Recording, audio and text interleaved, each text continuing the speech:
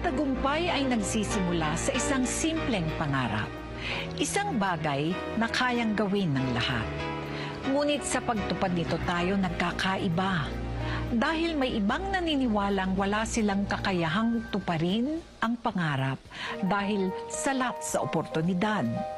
Ngunit may iba naman na naniniwala sa kanilang sariling kakayahan at lumilikha ng oportunidad para sa kanilang sarili sa kabila ng kasalatan.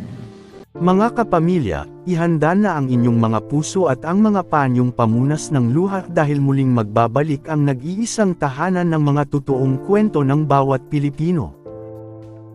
Ngayong darating na Agosto, isang natatanging yugto ang magpapakita ng tatag, sakripisyo, at walang sumukong pangarap sa pamamagitan ng MMK Maalaala Mo Kaya.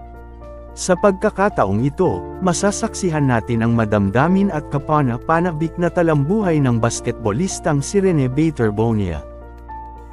At ang mas lalong nagpapanabag sa lahat, ang gaganap sa kanyang katauhan ay walang iba kundi ang isa sa pinakahihiling at pinakahinahangaang aktor ng kanyang henerasyon, si Donnie Pangilinan. Sanay tayong makita si Donnie sa mga nakakakilig na rom-com roles na nagpapatibok ng puso ng mga kabataan. Ngunit sa natatanging episode na ito na may pamagat na Rene Bader Bonilla story, ipapakita ng nag-iisang Donnie Pangilinan ang isang mas malalim, mas seryoso, at mas mapanghamong bahagi ng kanyang kakayahan bilang isang ganap na dramatic actor.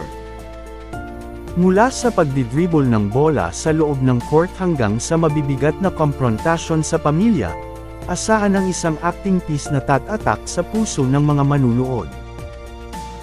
Makikita sa opisyal na poster na pinamagatang ang matinding emosyon sa mga mata ni Donnie habang suot ang jersey ng Ateneo.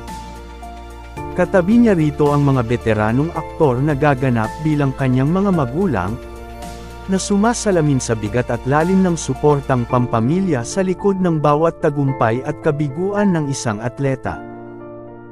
Hindi lamang ito tungkol sa mga hiyawan ng fans, sa mga huling segundo ng laro, o sa gintong medalya.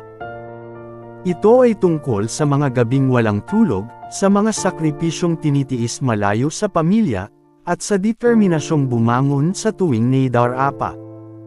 Masisilayan si Donnie kasama ang kanyang kapwa manlalaro, kapwa nakabihis ng uniforme ng Ateneo at handang harapin ang anumang laban, hindi lang sa court, kundi sa totoong buhay.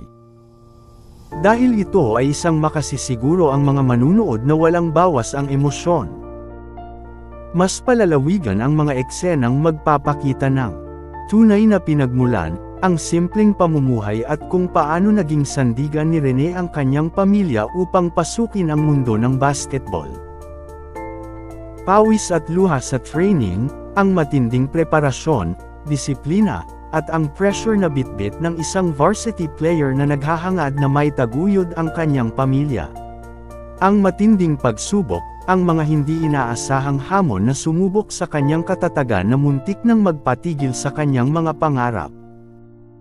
Hindi man maganda ang ending nito pero ang hustisya ang hinahanap sa eksenang ito.